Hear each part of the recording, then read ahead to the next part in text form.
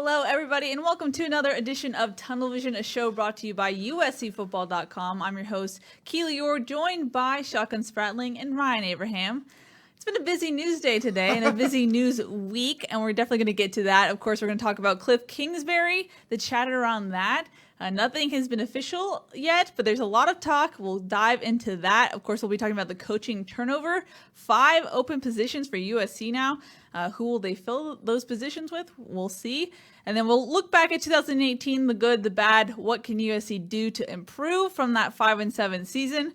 And of course, we'll be taking your questions. I believe we are live on Facebook and Periscope. Periscope's good. Working on YouTube. I don't know what's up with YouTube. YouTube is our curse. So, of course, make sure you put your comments, questions, and concerns into the comment section, and we'll be sure to answer those. But, guys, a lot of news today. Yeah. A lot of hype around Kliff Kingsbury. What do we know? What's been the evolution today? Yeah, so, I mean, it started kind of this morning where we got some sources telling us that it looked like, there was a lot of reports that Kliff Kingsbury was on campus. We didn't feel those were true. There were some reports that he was part owner with Matt Leinart in a restaurant in Manhattan Beach. I asked Matt Leinart, he said no truth to that. So I guess they're not co-owners of a restaurant in Manhattan Beach. But we were texting with our friends that have kind of connections there and stuff. And then it started to become more real. And we got from a couple sources that it wasn't a done deal. Well, some people said it was a done deal, but most people were saying it was a deal in principle, and it looked like that's the direction that USC was going. And we ended up putting up a story. Gerard, I think, tweeted out first, and then, or at least first from our group, and put up a story and everything. And pretty soon, Ian Rappaport, quote tweets me saying basically him and then Bruce Feldman. Bruce Feldman actually called me and say, hey, here's this is what I'm hearing. So I think they have talked to Kliff Kingsbury's agent, and he's saying basically pump the brakes. It's a little premature. There still looks to be interest. At least it's from the college side. It seems mostly it'd be USC or no one. And on the NFL side, there's a couple teams that I've been told are interested in Kliff Kingsbury. You can guess some of the offensive teams that aren't doing so well, but So. Is it done deal? It seems like people around USC feel pretty confident that that's going to happen.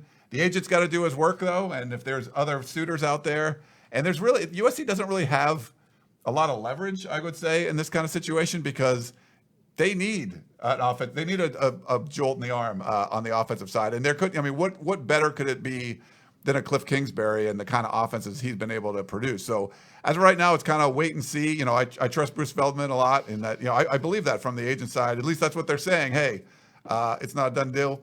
Our sources were saying that, that's what was going to happen. So we'll see. But we're just kind of telling you what we know, what we were told and from, several different people, and we'll see how it plays out. It seemed like after the flurry this morning, not too much has gone on tonight, but maybe tomorrow we'll learn some more.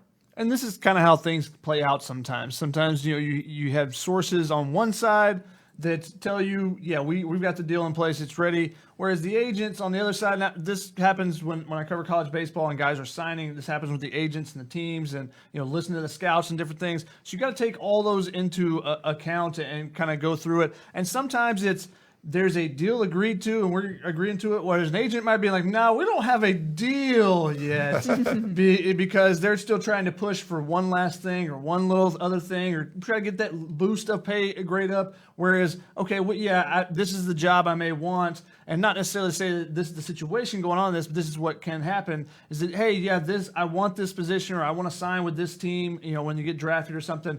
But the agent's like, let's just wait a second. Let's see what else we can get, try to push a little bit more. And then if it doesn't work, they'll come back to what it was. So I think you're seeing potentially, from what we've heard, it sounds like you're seeing a little bit of that where it's a little bit of sources on both sides. And, one side saying, it's pretty much done. The other side said, well, not quite done yet. Yeah. So we'll see how it plays out in the next day or so. I would expect you would hear a lot more by the end of tomorrow for sure to kind of solidify things. And I would think that would be a more accurate timeline that would give you a definite answer, because if you don't hear anything about it tomorrow night, that tells you that, something went wrong from USC's side if the people we've talked to are correct and they think that they have the deal in place. Yeah, and it makes sense. I mean, obviously it makes sense in a lot of ways. Kliff Kingsbury just seems to fit in Los Angeles.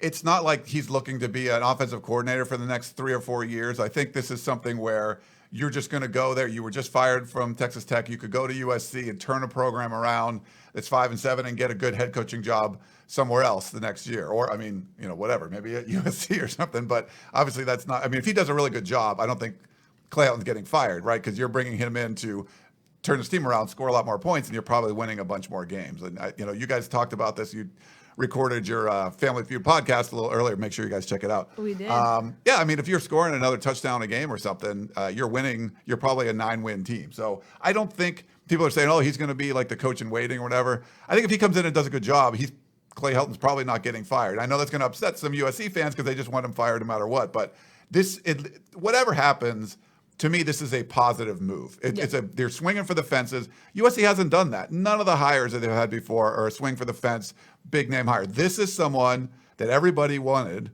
and would want and would love to get. And everyone's tweeting, oh, I wish my team could have got him. That USC haven't got guys like that. So we're not saying they got him yet, sources or whatever, but if they just going to try to sign someone like that, I think is a positive move. It shows you that USC's taking this seriously. Their hiring practices up until now haven't shown that. Yeah, I was going to say, how much of this would be a win for Helton in multiple ways? Because the big knock on Helton is that he doesn't have a huge Rolodex. Like we were saying, if you're going to fire an assistant, who are you actually going to get? If he does get Kliff, how much does that look better on Clay Helton?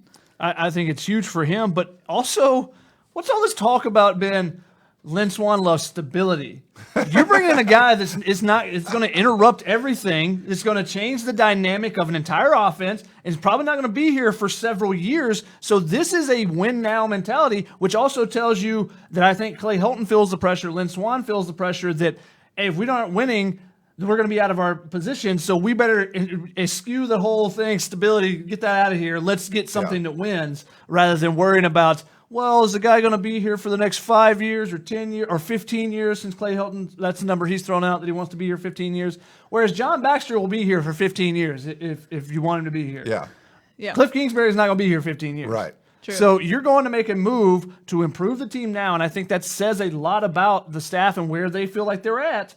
But I think it also says that they're willing to go do that now. They're going out of their comfort zone, and because Lynn Swann's talked about that, and that's the organization he comes from with the Steelers, where they had that, they still have that tremendous track record with having so few coaches. They have that stability there.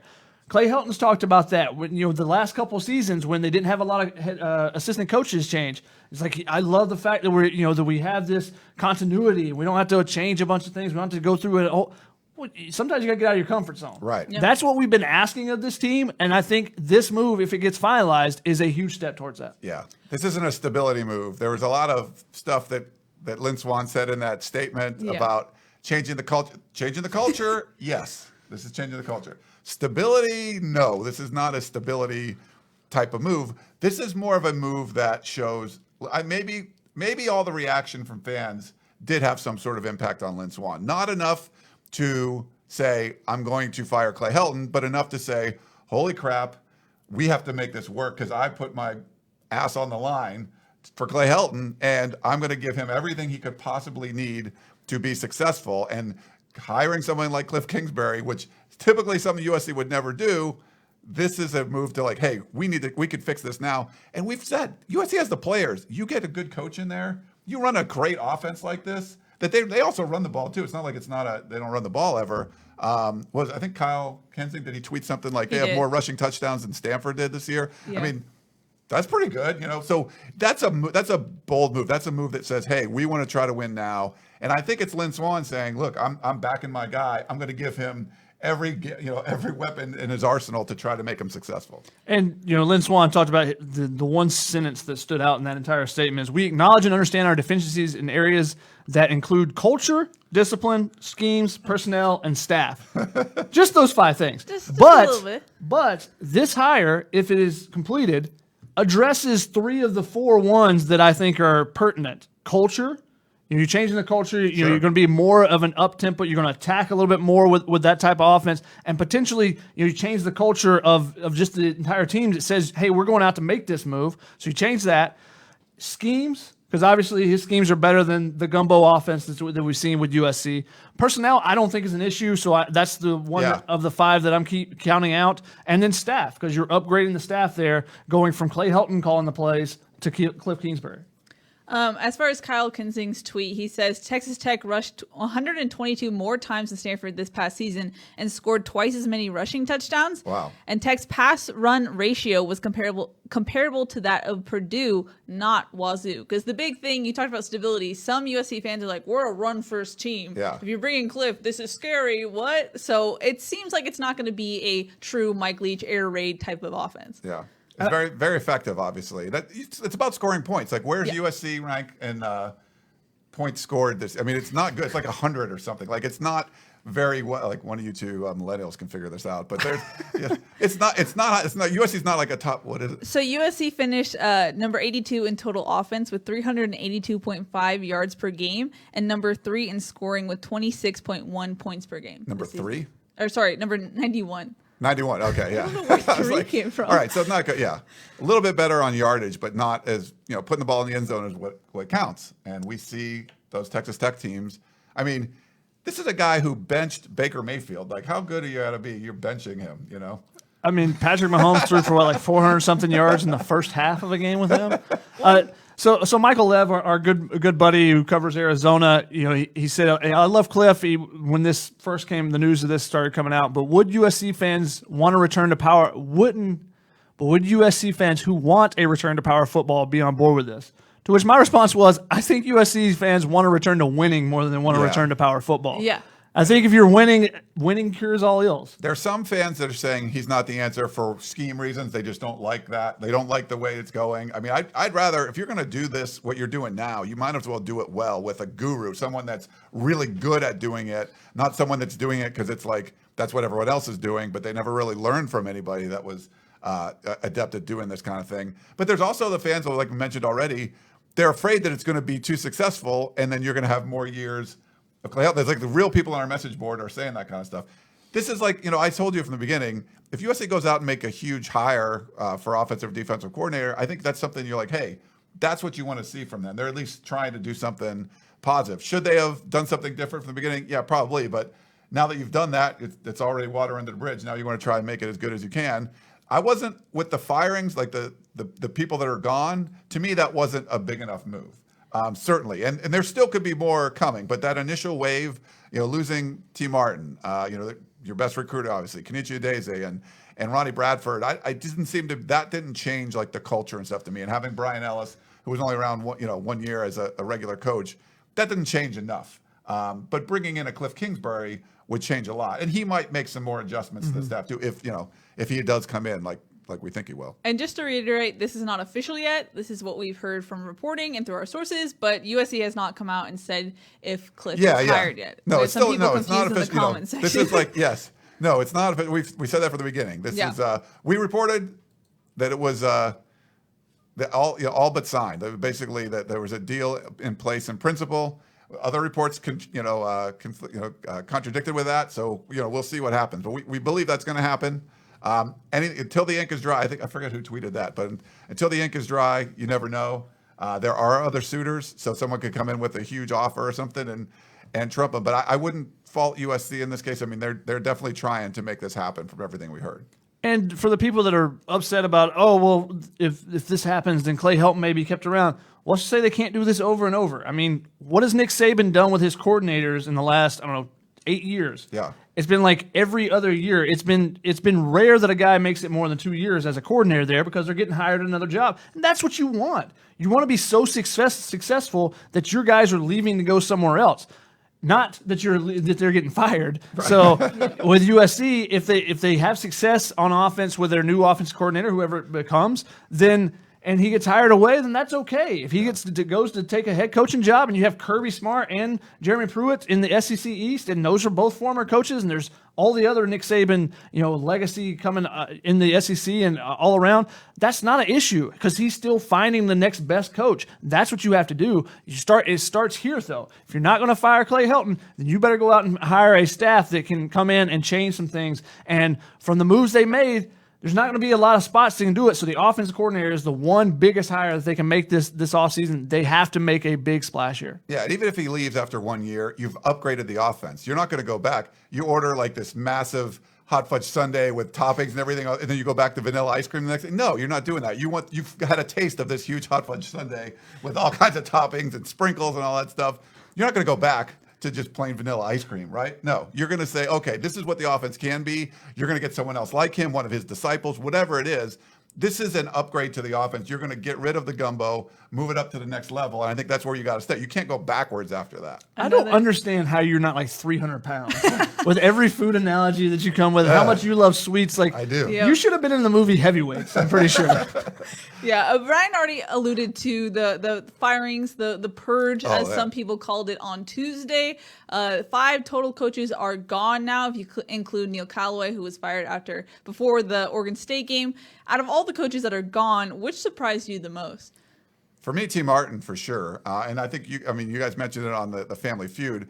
If you're going to fire everybody, okay, I see T. Martin being in there. But from the sources we talked to, he was okay not being the play caller because it wasn't his offense. It wasn't like he came in and installed his offense and was calling the plays. He was calling the plays and had someone else had control of what the offense was. So it wasn't the best situation for him. He got a lot of the blame, and he didn't really get to do much. So when you look at the last 4 games, they won 1 and lost 3, and he wasn't calling the play. So, was it him? Was he the reason? No, obviously it wasn't him. But I think he could have stuck around with a bigger recruiting role and coaching wide receivers or maybe doing something different besides offensive coordinator. And he had a contract. He had a multi-year contract from what we understand. So he was going to be paid fine. They're still going to be paying him. So it's not like there was a money reason to fire him because he already has a contract signed, so I don't think it's that big of a deal. So that was probably the most surprising to me, and the fact that the cuts didn't go super deep, and he was part of it. That kind of shocked me a little bit. Yeah, I agree with that. I think Kenady Daisy is the rising star in the industry. I think he'll be good wherever he goes next. But we had heard some grumblings that he and Clancy didn't necessarily see eye to eye on certain things. So that he might want to look for a new position somewhere else is not that surprising to me. So definitely T. Martin, because if he was willing to not do the play calling and stay on, I don't know why you wouldn't keep him. Yeah.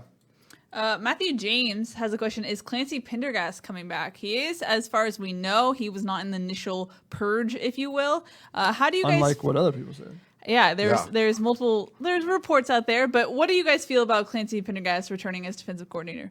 Yeah, I think if you're changing the culture, the turnover hasn't been enough yet. We talk about this a lot. I might be more of a Clancy Pendergast apologist than most, but he always does seem to have a plan in place, and they're trying to execute on it. They've had a lot of injuries there. It wasn't the defensive side certainly had some problems, but it was nowhere as the circus it was on the offensive side, who didn't really have a lot of injuries, and they didn't have a lot of excuses outside of you had a freshman quarterback starting and stuff. So, I don't know. I wasn't really sure what would happen there. It still could change. There was erroneous reports, and he was, from what we were told, he was sticking around at least for now, and they didn't plan on doing really any more changes. I kind of feel like they're going to try to make a big hire here with Kliff Kingsbury. Maybe that causes a couple other assistants to shake loose. Who knows? And then, once you get that in place, if they do want to make some other power move following that, it's a little bit easier at this point when you bring someone like that in. But I don't know. I'm okay with it, but there's, I know there's a lot of USC fans that really wanted to see that change. Look, if you go 5-7, that's a fireable offense in my eyes at a powerhouse program. When you have done it, when you've had a losing season 3 times in 55 years. So in my mind, if you keep the head coach, basically everybody else has to go. If you want to champion that Notre Dame went from 4-8 and now they went 10-3, now they're undefeated. Well, then you better act like Notre Dame in that regard. You keep talking about how you want to emulate other programs. You want to emulate Ohio State and how they rotated their defensive line. Well, do it. Yeah. Do it more. If you want to emulate Notre Dame, then do it. Go full bore. Don't go, well, we got rid of a couple coaches. We got rid of 5 of the 10, technically, in the full scheme of it, with Brian Ellis going to Western Kentucky and Neil Holloway being fired in the season. No, you gotta clean house. You gotta start fresh. You gotta go that direction. I like Clancy Pendergast. I like his schemes and stuff. I like talking to him. But if you're gonna say that you're gonna go that direction, then you need to go full bore that direction. So I'm not saying that he needed to be fired, but if that's what you're gonna champion and keep saying, oh well, Notre Dame did this and Notre Dame did this, and Lynn Swann said it in a statement, Clay Helton said it, I don't know, 14 times in the last 3 weeks of the season or so. If you're gonna talk that way, you better walk that way.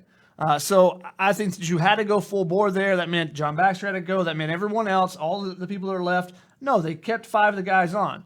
Now, does Clancy by merit need to go? You can have a lot of excuses for their deficiencies this year. The injuries at safety. You had Chase Williams. You had Chase Williams and Janae Harris, who are 2 nickel backs turned safeties as your starting safeties in the game. That's kind of ridiculous. Yeah. At the game against Arizona State, I will contend until my death days that with Porter Gustin, Marvell Tell, and Cameron Smith, 3 defensive captains out, that's worth 3 points. Yeah. So they would have won that game if those guys were playing. So I think that there are plenty of excuses if you want to make for Clancy Pendergast, but in my opinion, if you say that you're going to act like Notre Dame, then you better act like them. All right. And the thing about that comparison is that Brian Kelly had a lot more experience at that point than Clay Helton does now. And also, what's the leeway for Lynn Swann and Clay Helton? Do you have to be back on top next season or else? Like, how much leeway does Clay Helton have next season when he's going to have some new guys on his staff? Yeah, for Notre Dame, for sure. We've seen Brian Kelly. He was really successful at Cincinnati. He had 14 years of experience, I think, when they made him do the purge to his coaching staff. And he's also been to a national championship game. So his resume was a lot different than, this is the 3rd year for a full year of a guy's tenure. And then what was the question after that? How much leeway does Helton have? I don't think a lot. I think that's why you're seeing this. Like, I think it's like turn around right now and win. And that's why you're seeing these kind of moves, at least attempted to be made, because I don't think a mediocre season next year keeps you around. You kept him around. You said there was this plan in place and all that. I don't think there's much leeway at all. I think you're going to turn it around and get back and win a Pac-12 championship game, or there could be problems. Interesting. My thoughts, at least. We have a question from Nathan Ramirez who says, does USC have the players for Kingsbury to run his style of offense? Yes.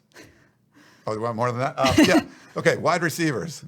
Tyler Vaughns, who Shotgun didn't even know had 12 catches for 120 yards in the Notre Dame game. He's pretty ridiculous. And Michael Pittman and Amon-Ra St. Brown, who led the team in receptions this year as a true freshman. He had 10 against Notre Dame. Yeah, those are awesome weapons, like better receivers than he would ever have at Texas Tech. You got JT Daniels, I think would fit really well in that system where he's just going to go back there and sling it and hand the ball off. And I think all the quarterbacks would be fine in it, but JT Daniels would work really well, I think, in that system. They got good running backs. He's got the players. I think the weird aspect is going to be on the offensive line, because I'm not sure, Tim Drevno, the current offensive line, well, we assume he's going to move over and coach the offensive line because they got rid of Neil Callaway. Whatever happens there, is his system really fit what they do at Texas Tech? It's a little bit different kind of blocking schemes and stuff. So you might need to change that a little bit, but I think they got plenty of bodies on the offensive line.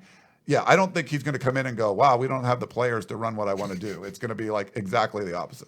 Yeah, Nathan also wonders, will Clay Helton fully give Kliff the keys if he comes over as offensive coordinator? Yes, there's no reason for him to come unless you do. Yeah, that's the type of hire where he is so wanted by other programs that he's not coming in to take any instruction and, okay, I'm going to call this trick play. No, you're not. No. It's not right. Happening. You have to get him on his terms is most likely what's going on. Exactly. Any Periscope questions that you want to give a little shout out to, Ryan? There were some people are saying talking about the Brian Kelly stuff, which is interesting. There's support for Clancy Pendergast, and there's some detractors for Clancy Pendergast.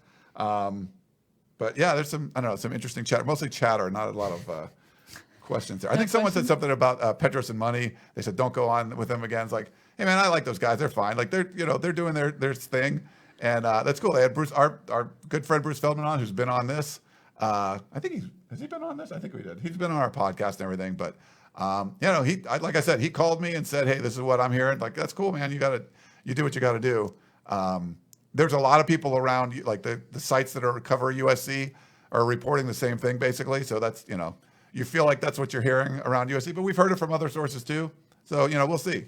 It doesn't. Yeah, we never said it was signed. until it's signed, it doesn't matter. And there, definitely there's players that would like to switch in. The agent's going to try to get whatever he can. And honestly, I think, they have Kingsbury has USC over a barrel. Like this is, and especially, this even being out there, what's it going to be like if you think you're going to get that That's a letdown for Red sure. Ryder like BB gun under the Christmas tree for like a Christmas story, and then you end up getting like a toy truck. Like it's not going to be the same thing. So they know, but I think it's a great fit. I think he would, he's friends with Leinart, our buddy Mirage Markazi. He knows people in LA. It seems like it would be a really good system for him to come in. And if he goes to the NFL, I don't know. I think it's easier for him to get a college head coaching job again at USC as the offensive coordinator than going to like the Cowboys or something. Yeah. I just want to give a special shout out to Jesse, who commented, "I'm at Disney on Ice, but secretly listening to you guys."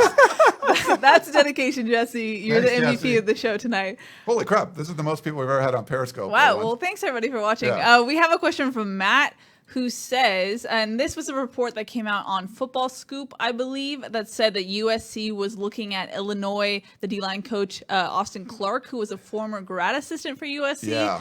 Have we heard anything about that? What's the feeling about that? Just a football scoop, but that's the kind of hire you expect USC to make. Like he Yeah. was at USC as a grad assistant for a couple of years. He's been a 1-year assistant at Illinois, and they would go back and hire him. That's what you kind of expect. So that's why the Kliff Kingsbury thing could not be. That's about as different as it gets. So Yeah. We'll see. I haven't really heard anything else. They usually do a really good job, but that would definitely make sense. That they would be talking to him. You would expect he's the type of guy that would get an interview at least. Now, where that progresses and how much does the interview matter? Because we've heard that sometimes interviews, they're not even taking place. They're just like, yeah, do you want a job? Okay, you got it. And then they need Right. So, but he's a guy that you expect to get an interview. He was the assistant to KU.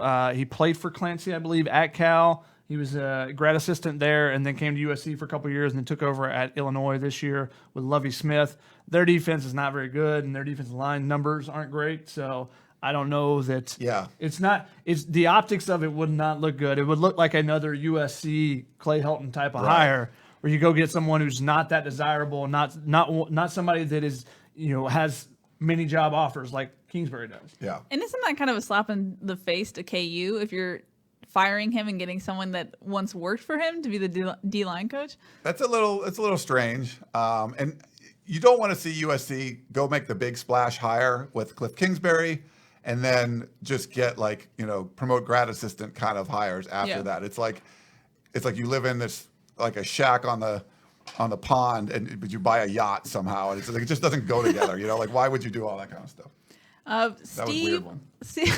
Analogy game, right?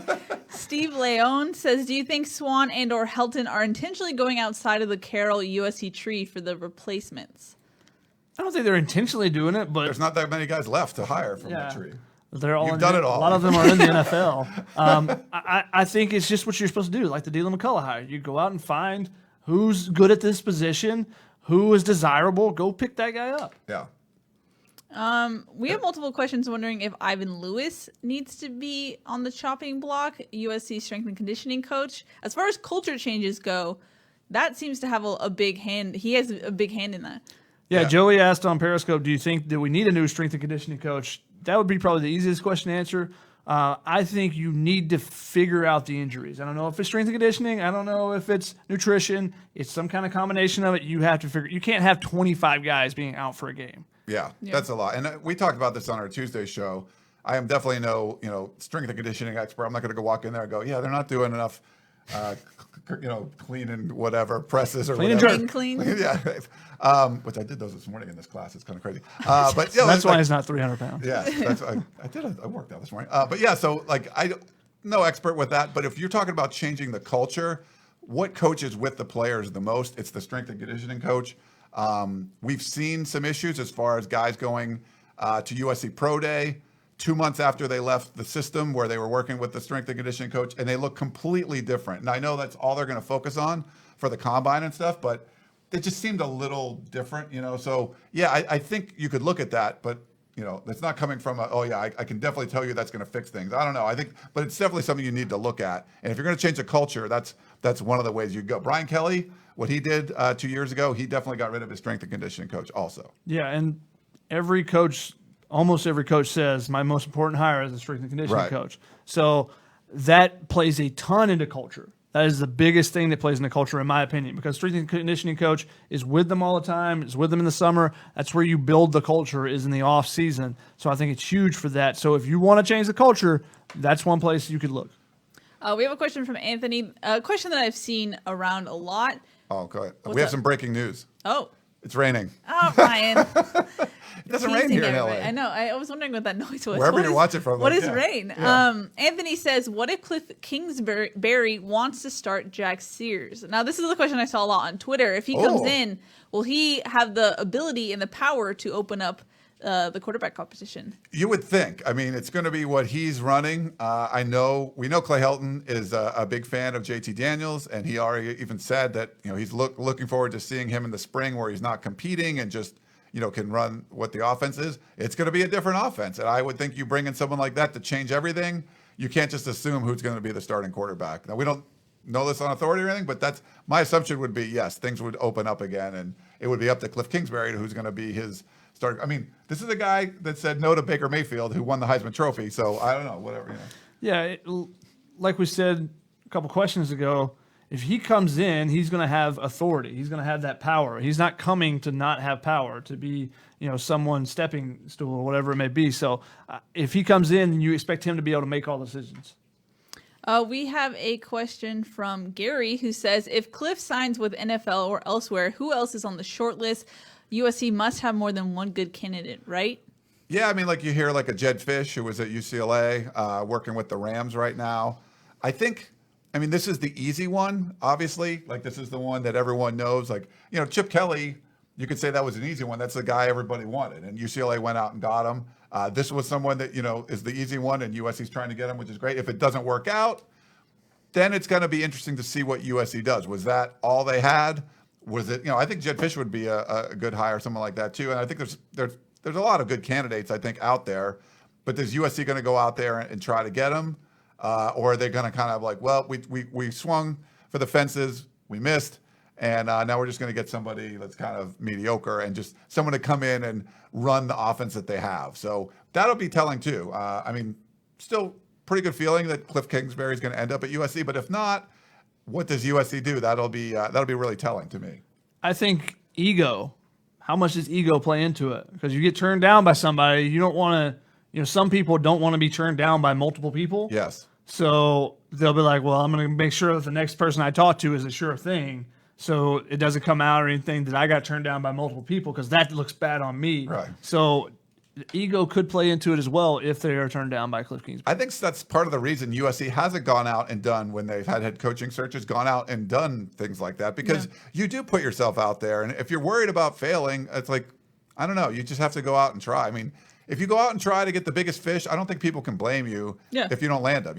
You went and tried. But if you're only fishing in the kiddie pond, like, then who cares? Like, who cares if you get the biggest little minnow in the kiddie pond? You want to try to get the big fish and, do what you can. So this is a good attempt. This is USC's trying to get the big fish. Yeah. Is the Pac-12 the kiddie pond? Ooh. So much Pac-12 hate going on right now. In that sense, we actually have a question from Tim, who says, it's an interesting one. He says, if you guys could poach an assistant from another Pac-12 school, who would it be? Oh, this is going to take me some time. Wow. We also got another question about Gerald Alexander, the DB coach for Cal. He's one of those names that got tossed around. There's former players that are like advocating for him. I even like Keith Hayward. He's up at Oregon. So if you're talking about DB coaches, I liked him. He was good. He was nice. I would go Jimmy Lake, Washington. Their DBs are outstanding. Yeah. He's a great recruiter too. If we're looking at position coach, that's the guy. Yeah, it depends what you're looking for. Like Jim Leavitt, I think would be a great, defensive coordinator. He was a former head coach, so that would be a big move. He's the highest paid assistant coach in the Pac-12. He's also in the running for the Colorado job. So. Yeah, so they could get him there. I'd get Mike McIntyre to be a defensive coordinator, like former Colorado coach. I guess he's not an assistant you'd poach, but no. I mean, there's some good candidates out there. We shall see. Eddie wants to know, how happy do you think Chip Kelly was when SC decided to keep Clay Helton? Just from Twitter, you could see when that was announced, all of the UCLA fans on my timeline going crazy, being happy. And I can tell you when the UCLA fans for the Kliff Kingsbury announcement was exactly the opposite. So you can get, like, I don't think Chip Kelly would love to wake up and read the newspaper tomorrow morning, if people don't really do that anymore, and say, oh, Kliff Kingsbury is hired. People read the newspaper. Oh, I'm sorry, he works for the LA Times too. Yes, but I wouldn't want to read that headline. I don't think Chip Kelly would I don't think he fretted when it was announced that Clay Helton was returning. I don't think that was a big concern to him. I think this would be a much bigger concern. I lost my train of thought. I don't think Chip Kelly cares. He kind of does his own thing. Yeah, he would smile probably when Clay came back, but maybe not smile when Kliff was announced. Yeah, I don't think he cares though. Yeah. He just is kind of off on his own. He's focused on his thing. That's why when you look at the recruiting, he's not going after the same people a lot of other schools are going after. Like, why is UCLA not recruiting these type of? Well, he goes and does his own thing. He finds guys for his system. He does his own way and goes about it. And it worked really well at Oregon. We'll see if he can replicate that success at UCLA. But he's the one guy in the conference that I don't think is it comes up flashing on his screen and he's still not even looking at it. Yeah. We have a question from Sandra who says, article said Kliff has baggage, discipline problems, etc. What say you? I mean, he's not Major Applewhite. Yeah. Yeah, I don't know. I mean, I did some research today and yesterday when this was kind of starting to happen, but I haven't heard too much about that. I mean, there's definitely. I mean, he's a good-looking guy. Everyone thinks he looks like Ryan Gosling or whatever. And there's an old picture from 10 years ago of him with a couple of girls in bikinis and stuff that always floats around. Yeah, he'd be great in LA and all that kind of stuff. But I mean, I'm just looking at him from the football point of view. He's not running the program; he's running the offense. And I don't. If you're thinking, oh, there's a discipline problem, he's not going to be the head coach. So I think you'd have to vet that stuff a little bit more. You want him to come in and run the offense, and I think he'd do a really good job of that. We have a question. Let's see. Let's go to Periscope. Do you have any Periscope questions, Ryan? Or Shotgun? Someone asked about Keith Hayward, seeing Oregon threads that he might come here. I don't think that's the case. I mean, he didn't leave on the greatest terms, and Clay Helton was the one that fired him, if I remember correctly. So why exactly is he going to bring back someone he fired previously? That doesn't seem like a logical. Yeah, I think he was fired in that. He was in that 2015 with purge. Pre-Cotton or Holiday Bowl purge. Yeah, so it's Chris Wilson, Justin Wilcox, and Keith Hayward, I believe, were all fired. Yeah, so why would he bring back somebody? I don't know where that thought even came up. When I saw that, I was like, that's just a weird, oh yeah, I fired you. You want to come back? No, that does not happen. That was my thought because I like him. But we have a question from Phil who says, do you know what happened with the whole T situation? Do you know if anyone has started talking to him yet? Is UCLA a possibility for T to go there? I think it is. I think, from our sources, T does love being in Los Angeles. His wife works in the industry. His son is, less than a mile from here at Redondo Union High School, plays baseball, plays football, up and coming. I think ideally he'd like to stick around. Now, he's got at least another year on his contract. I don't know if there's more than that. So he could stick around and not even work and be fine. You can sit around and watch your kid play sports and make $1 million. That's pretty good living. I wouldn't mind that. But yeah, so I think he's got options. If he could stay, if Chip Kelly offered him a job, I think he would probably take it. And a lot of times those coaching contracts have a non-compete clause in it. So if he takes another job, then he's not getting the same pay. If it's for less, then I think he makes the difference from USC. So he's going to make the exact same probably that he's making on this contract, unless somebody throws a bunch of money at him, which usually is not the case when you're getting fired. But I'd expect him, that he could just take this year off and spend it with family. Maybe he wants to get away from the game for a second and then go out and look for a place. You see a lot of coaches do that. That there was a year left on the contract, they'll just wait it out for a minute and then they'll go find something else. You see sometimes the head coaches like Les Miles, they just resolved his contract a day before he signed with Kansas. He agreed to not take something in the contract because he had several years left on the contract, and that's what happens with these head coaches when you give them these long contract extensions. Sometimes unnecessarily, like Lynn Swann did with Clay Helton, when no one's searching after your coach. But with that, there ends up being these extra years that if a coach doesn't work, they can still get paid fine. Yeah, he's still popular in the SEC. Wouldn't rule out Jeremy Pruitt trying to bring him into Tennessee at some point down the road, but I don't think he would move there this year. It'd either be like kind of take a year off or work somewhere local, or maybe, I don't know, somewhere in the Pac-12. But we'll see. I think he's going to have some options. Okay, Ryan, close your ears. Shotgun, we have requests for a basketball minute. So the basketball team is coming off a win. I'm going to go get a drink. The basketball team's coming off a win over Long Beach State last night. They didn't look great in the game, but they still won by 10 points. But a big game coming up on Saturday. USC is playing number 5 Nevada. Should be a great game. One of the oldest teams in the country, actually. They got a bunch of fifth-year seniors and stuff. They were a Sweet 16 team last year. They lost to Loyola Chicago. They just beat Loyola Chicago by 14, so they avenged that. Should be a great game. It would be great if there were some fans there. So if anyone here likes basketball, you should try to come out. 1:30 on a Saturday. It's not a terrible time to go out for a game. You still get back for the late football games and stuff. Try to come out and enjoy it. The basketball team looks really good at times this year. Kevin Porter Jr. is a first-round pick, potential lottery pick. He's had a thigh contusion. He's been out 2 games, but he should be back on Saturday. Shotgun does a great job covering the basketball team. But, when all this football stuff's going on, it's really hard to talk hoops. We did have a Periscope question. Is Dave Campo going to stick around? Interesting.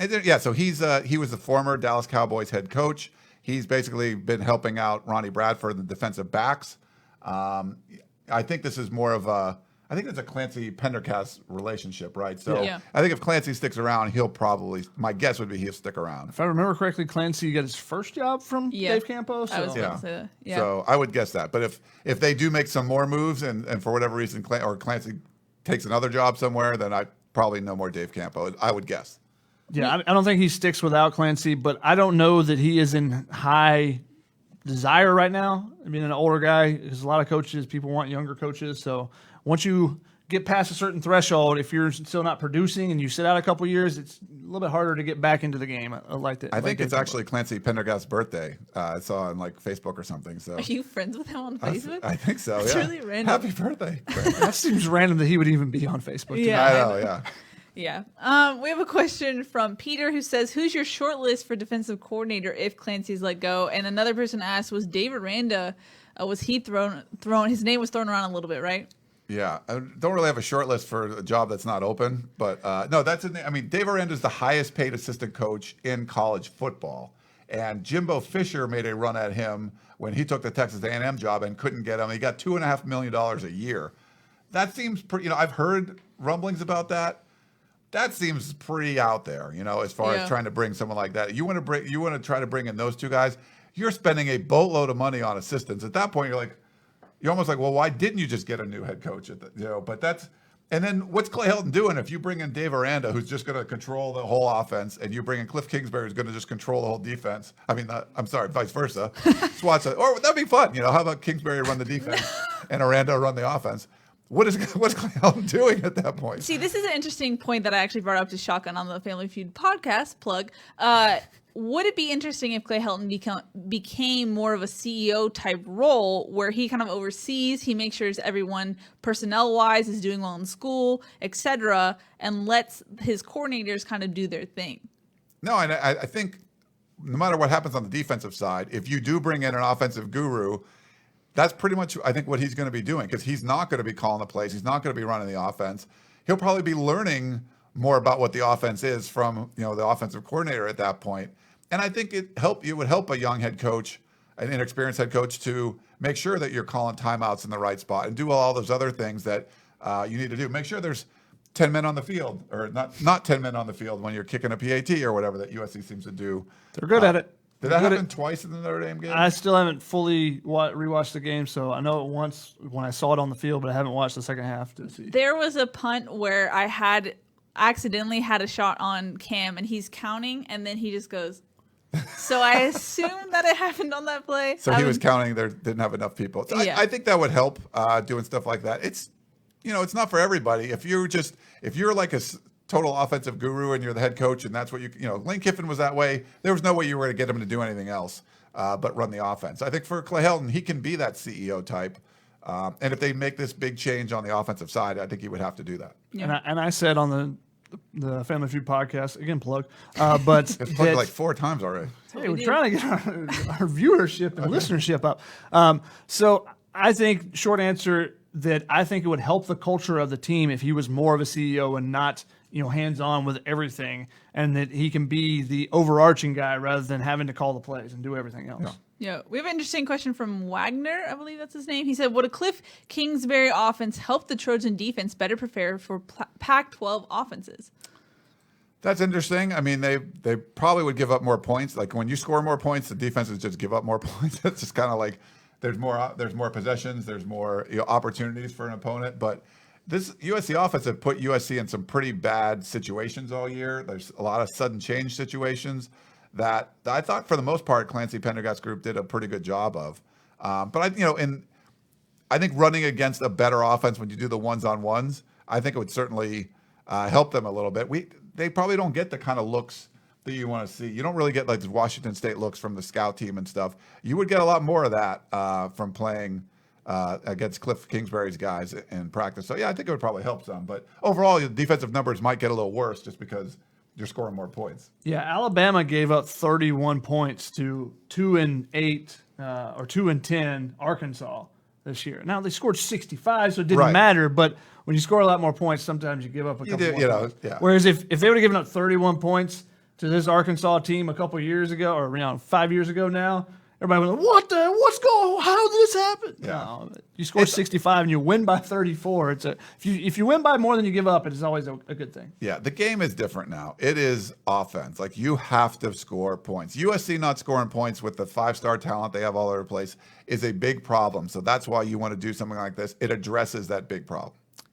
Jaquel, I actually don't know how to say her name. She says, is SC looking to hire an actual running backs coach?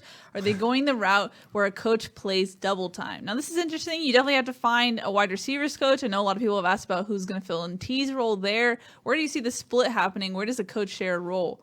I mean, unless there's some other major changes going on, like if someone comes in and makes other changes, you would assume Tim Drevno moves over and just does the offensive line. You would assume Kiri Colbert moves over. He was a wide receiver. He would coach wide receivers. If they're going to keep him around, that's what you would assume. So you still going to get potentially a tight ends coach. Maybe you bring in another secondary coach or something. I mean, they probably have to bring in two because they don't have any right now. And then bringing in a running backs coach.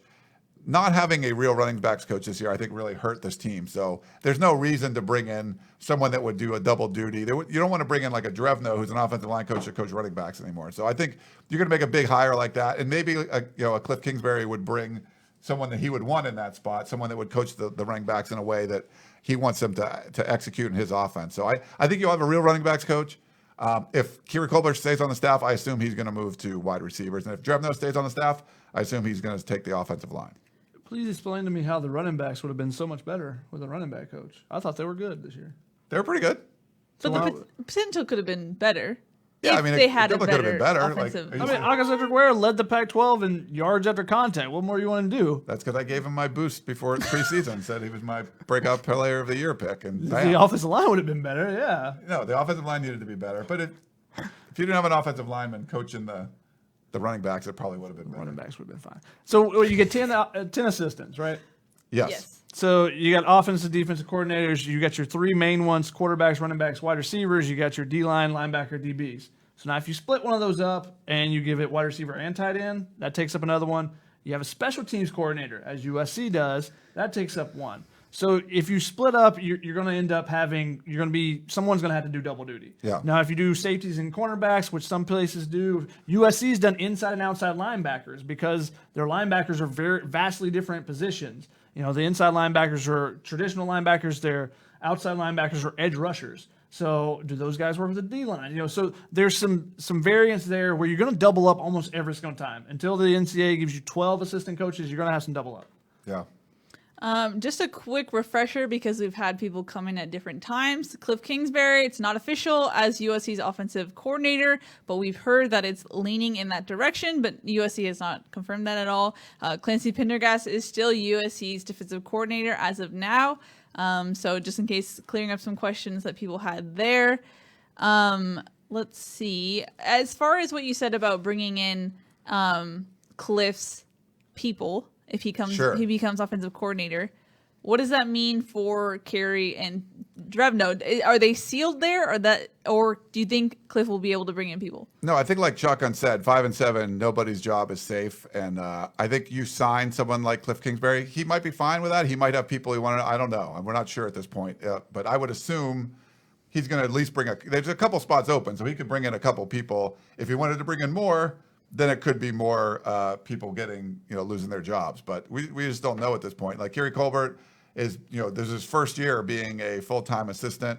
He was coaching tight ends, a position that he wasn't as familiar with because he played wide receiver. So if he came in and said, hey, we're going to go in a different direction, they could. Maybe he stays on the staff in a different capacity or something. But you would think you give a guy that much money, that much authority, he would be able to make if he wants to make some changes as far as the assistants go, I think he'll have the authority to do that. Yeah, it depends on how much autonomy you give to someone. I mean, Texas State just hired a new head coach. They eliminated everyone except for the receivers coach. So they got rid of 9 other guys and the head coach. So it just depends on how much autonomy you're giving to who you're bringing in. So if you're bringing a new office coordinator, how much leeway do you give him to bring in his own guys, or how much do you say, no, we got to keep this guy versus this guy? In that same vein of power, Alan wants to know, honest question, does anyone know if Kliff's teams tackled in practice? I haven't talked about I don't know if they've even had open practices or anything. I'm not sure. We can find out. But again, that's not going to be, I don't think that's something that he's not going to be worried about that as much. He's going to be worried about, making the offense go and score points. But if they're coming in like, hey, we need to have some more physical practices and stuff, I'm sure we'd have some kind of input on that. And that's good. I mean, you want a voice in the room that's a strong voice that could, if they did practice very differently at Texas Tech and he could come in and say, hey, here's what we did, or here's what we did when I was at Houston or whatever, he could change things a little bit. And it's great to have someone that's been successful somewhere else come in and have a different point of view and a different voice, and at least be in the room in the meeting and be like, hey, I think we should do this. And if every other coach says no or whatever, but at least you're hearing that from somebody else. And that's, I think, the important part. Yeah, we're reaching the top of the hour, so if you want to get your final questions in for a rapid fire answering session, we had some. Do you want to make an appearance? Yeah. Hold on. Oh, we have a special guest you want to bring in over the the chair? studio. Bring over the chair. Hold on. Okay, this is crazy. Maybe turn on that mic. Okay. We'll. I wasn't planning on this, but. Okay. Oh, you're fine. Don't worry about it. I went to the shotgun mic so you guys can push your mics back. Right. Yeah. We have a special guest in studio. Have you guys ever heard of Sports by Brooks? What's up, Brooks? How you doing? Good to see you. We haven't seen him for about 5 years. Yeah, it's like a Loch Ness monster just came out of the water. I really wasn't even thinking about this. I'm like, maybe we should have Brooks like thing up there. I could hear you guys communicating, and I was like, what's going on? Yeah. How are you? People want to know where you've been. I'm just trying to figure out what the heck Lynn Swan doing. What is Lynn Swan doing? We all? I mean, this is the most unprecedented situation I can remember ever for an AD to come out and say, the program is a total disaster, but I'm going to keep the coach. Yeah. I mean, when is that ever? Can you remember anything like that? This is very strange. Yes, it's USC, so you're always in uncharted territory, but it certainly is. Especially the last few. I mean, the Hayden era and everything that's gone on. But it's so strange that why would you denigrate the program in that way? But we're going to keep this guy. Is there something else going on? Yeah. I mean, I feel like it's almost like he hasn't been an athletic director before. Oh wait! Oh yeah! Right. Well, of course this is lightning striking twice, right? Yeah. But it just makes me wonder if there's something more to the story. If there's something going on externally. Yeah. With Swan, because I know earlier he had been trying to support Helton, hadn't he? In a more vociferous way, but maybe he was hedging a little bit. So it's really strange. You think everything we heard is that he's always wanted to keep Clay Helton, and seeing them lose 5 of the last 6? Is that right? Yeah, 5 of the last 6 games. You pretty much had decided then, like, you're going to keep them no matter what. Because I don't know what else you could have done besides lose to Oregon State also to not make a move. I will say this. It's interesting that, Shotgun, you've talked about 5-7 is just unacceptable. Because in the back of my mind, I'm thinking, well, they won 10 games, they won 11 games, and the last 3 games, they weren't blowouts, they weren't total embarrassments.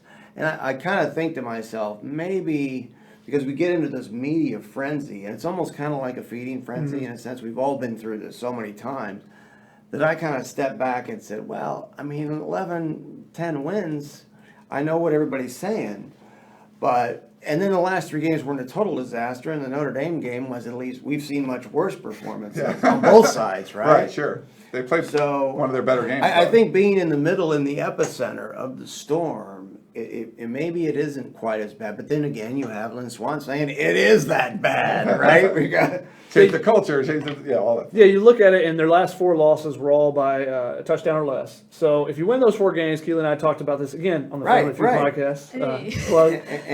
That you go 9-3 instead of 5-7. But that was the difference this year. Is previously Clay Helton was going to win you the games you're supposed to win, and he might upset somebody here and there, but you might also get blown out because you're not as good as number 1 Alabama. You're not that type of team. And as he should be. Yeah, but you beat Washington on the road. You got that big quality win. You beat Penn State in the bowl game, but you're going to win all the games you're supposed to win. You're going to beat the Arizona State. You're going to beat the Colorados. But this year, that wasn't the case. You're in a dogfight with teams that you shouldn't be in. That you give up 35 straight points to Utah. Utah's and we not have an these offensive trends team. of blowing leads over and over and over. Yeah, and I think the optics of it, you look at it and you're like, well, they did lose those games close, but you also lost a 2-8 rival, And UCLA. you know what's funny about that game is I don't think anybody in this room was surprised at that loss. I really don't. No. And I remember watching game day. It was like a 3-point spread or something. Well, and I remember watching game day that morning, and Chris Felica predicted that UCLA would win, and everybody else said, "Oh no, USC." And I'm thinking about you guys because I watch you guys all the time, and I'm thinking, I'm with Felica. I think that UCLA absolutely has a chance. So that's not a good sign, though. Yeah. You know. So it's funny, just to let people know. Yeah, so we have some youngins who don't really know. Oh, who is this? So follow on Twitter at Sports by Brooks. Had a really successful blog for years and years. I met you right when you first moved to LA. I think you we had lunch. 2001. It's been a while, yeah. And but I hadn't talked to you for 5. But we've gotten to contact. You reemerged. I'm going to relaunch Sports by Brooks. I had a sports blog called sportsbybrooks.com. It launched in 2001, so it really predates. It's ancient history. It's historic. But it predates most of the sports blogs, and I really started it as an aggregator for all the LA newspapers. Riverside Press Enterprise and the LA Times, and I was one of the first guys who would say, wait a minute, there's all this content on these newspaper websites. Let's all try to curate it onto one site. And that's how it all started, literally as headlines. And then it kind of spawned other blogs. And then I started to do original reporting. I was in broadcasting for a long time, too.